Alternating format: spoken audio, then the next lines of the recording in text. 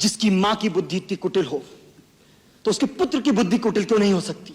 जिस तरह एक सिंह हिरणों के झुंड को कुचल देता है, उसी तरह मैं उसकी चतुरंगनी सेना का नाश कर दूंगा। तभी यह मेरा धनुष धारण करना सार्थक होगा। मैं भरत को जीता नहीं छोड़ूंगा।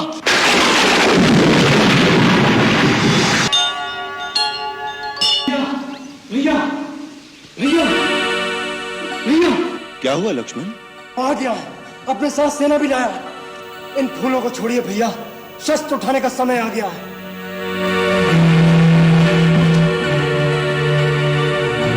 अच्छा हुआ वो खुद चलकर आ गया। आज मैं उसे जीता नहीं छोड़ूंगा। क्या बात है लक्ष्मण, कौन आ गया? आपका चहेता भरत। क्या भरत आया है? कहाँ है? चित्रकूट तक आ गया है। मुझे वन में भील और कौल मित्रों ने आकर कहा, अयोध्या का राजा भरत अपनी चतुरंगी सेना के साथ चित्रकूट आ रहा है।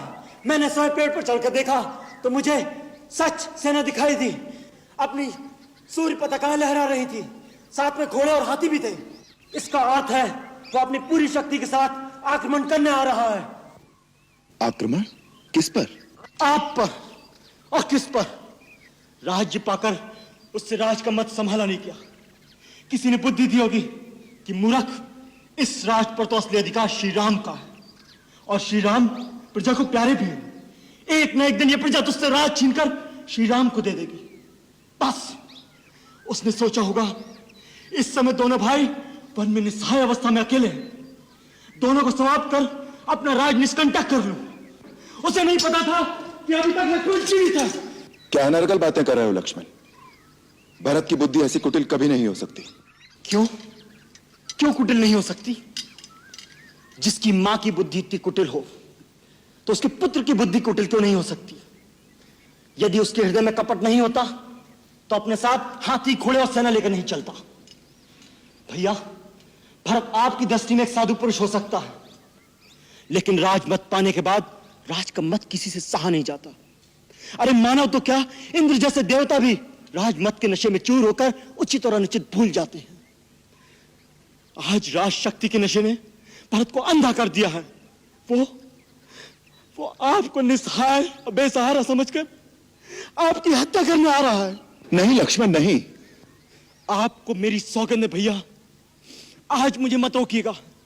मैं आपके चरणों की शपथ खाता हूं, यदि मैंने क्षत्रिय कुल में जन्म लिया है और मैं सच्चा रघुवंशी हूं तो आज वे दोनों रणक्षेत्र में मेरे हाथों मारे जाएंगे।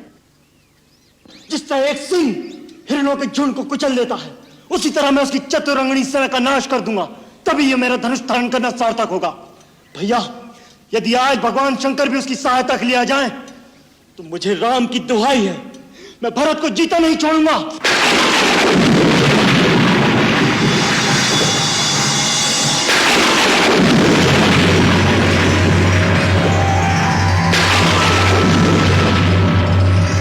सावधान लक्ष्मण, सावधान।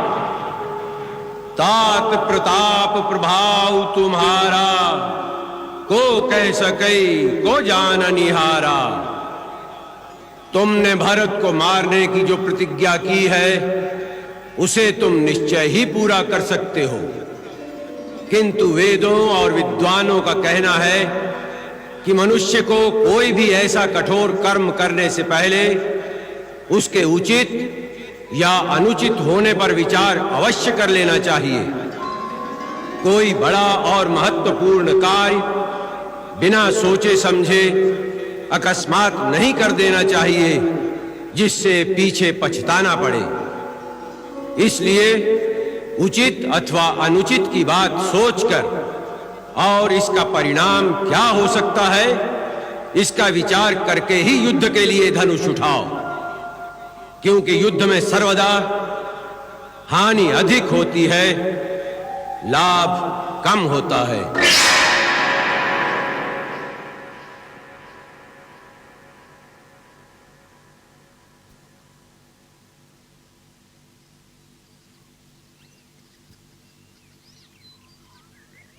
लक्ष्मण, ये आकाशवाणी सुनी तुमने?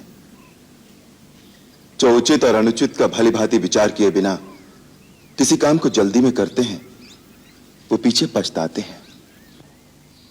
मुझे तुम्हारी वीरता पर और तुम्हारे पराक्रम पर किंचित भी संदेह नहीं है। तुम क्रोध के आवेश में भरत को अवश्य मार सकते हो, परंतु जब तुम्हें पता लगेगा कि भरत पर तुम्हारा संदेह मिथ्या था, तो क्या फिर उसे जीवित भी कर सकोगे? परंतु भैया, जो आंखों से दिख रहा है उसे आप संदेह कह रहे हैं? कभी कभी आंखों से देखा हुआ भी सत्य नहीं होता। राजपद का प्रमाद साधारण मानव को हो सकता है, इंद्र जैसे देवता को भी हो सकता है, परंतु भरत का स्थान देवताओं से भी ऊंचा है। वो एक महामानव के रूप में महानता की परिसीमा है। जिस प्रकार खटाई की एक बूंद से क्षीर सागर का दूध नहीं फट सकता, उसी प्रकार अयोध्या तो क्या, त्रिलोक का राज्य भी भरत को दे दिया जाए तो भी उसे राजमत नहीं हो सकता। आपके इसी साधुपने में हमने अपने हाथ में आया हुआ राज छोड़ दिया। सारी प्रजा आपके साथ थी। आपका एक संकेत होता तो प्रजा महाराज को आपका राज अभिषेक करने में विवश कर देती, और प्रजा के बल पर मैं अपने पिता का वचन झूठा कर देता। लक्ष्मण, पिता और पुत्र का नाता प्रजा के मतामत से निर्धारित नहीं होता। इसी प्रकार भाई और भाई के बीच फैसले तलवार से नहीं किए जाते। भरत को मारकर जिस राज्य की तुम कल्पना कर रहे हो, तनिक सोचो कि उसका परिणाम क्या होगा। यदि अपने भाई ही न रहें तो राज्य के सुख भोग में क्या आनंद मिलेगा। यदि मेरे सुख में तुम तीनों भाइयों का भाग ना हो तो वो सुख मेरे लिए विष के समान है।